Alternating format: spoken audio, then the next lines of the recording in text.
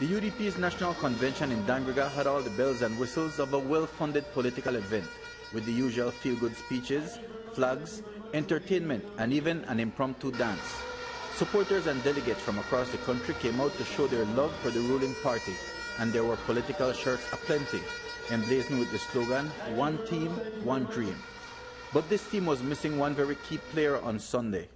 On March 8th, via letter to the party's chairman Alberto August, First Deputy Leader Gaspar Vega resigned his political post and confirmed that he would not be a candidate in the next general elections. It's a move which caught his colleagues, even those at the highest levels of the party, by surprise.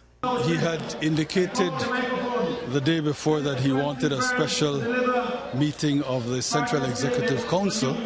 We weren't able to get that done in time, and in fact he had wanted it for the Wednesday evening, and when he realized we wouldn't be able to do it, he sent out his release.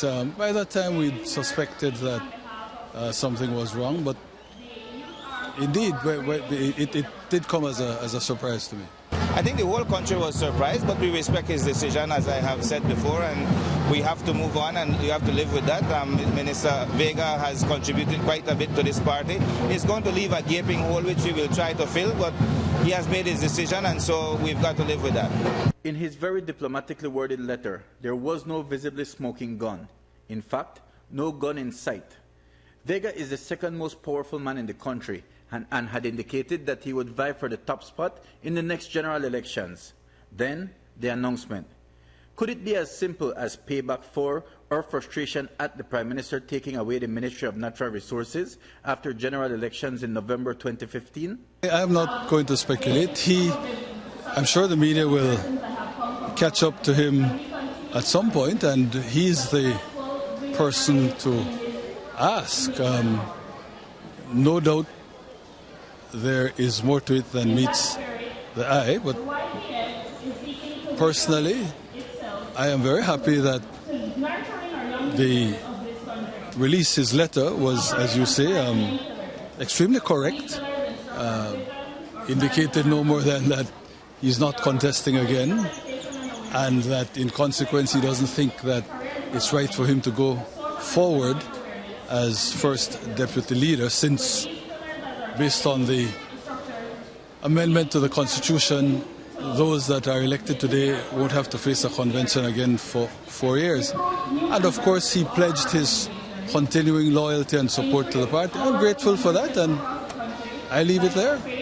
While supporters made merry at the convention, certainly one thing on the minds of UDP leaders is Vega's absence and its impact, especially in the north, where he is the acknowledged financier and power broker. The deputy has always bring the finance, like you just mentioned. He has been one that campaigns along with us, which that will be the two things that will affect us. But like I mentioned to my colleagues, each one of us have to walk their constituency, work hard as ever before for us to do the 4th term. And then there's a vacant seat at the number 2 spot, which 2 representatives are all too ready to fill. Well, at this point, it appears that we have a vacancy for the first deputy leader. It will not be resolved today, but I believe there will be a special convention a few months from now, and I believe that I'll be putting my name in there to contest. Well, at some point there has to be that sort of a contest. It's no secret that I am going, and that I'm going about a year or so before the current term expires. There would have been a contest for leadership then. If Gapi's departure now fast forwards that, in the sense that while it is for deputy, there is no doubt a perception that whoever wins now is likely to have a lock on the leadership at the end of 2019, 2020. I think first of all we need to clarify, and I'm sure Minister Contreras will be making an announcement shortly that he has withdrawn his name from contention, and so it's going to be a straight-up battle between myself and my good friend Patrick Faber, and may the best man win. That promises to be an interesting battle, with senior representatives already choosing sides. Both people are competent people. Jan is extremely competent, Faber is extremely competent. But publicly, if you ask me who I will choose Faber.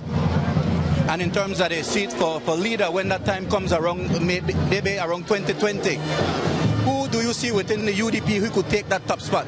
I would love to see Faber lead this party. He has some little shortcomings, like all of us, but he will develop and he will improve along the road.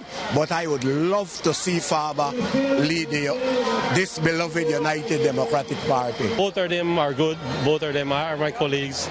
We'll decide when the time comes. The race is not open yet.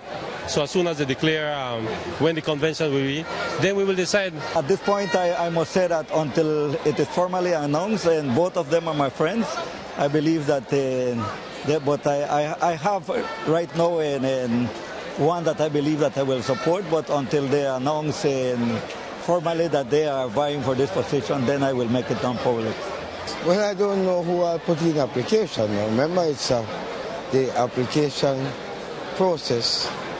The time for application has not even begun. I understand other people are very well interested too, so it will be an interesting race. The Prime Minister has indicated that the executive will be meeting just after Easter to decide on a date for the special convention. Mike Rodon for News 5.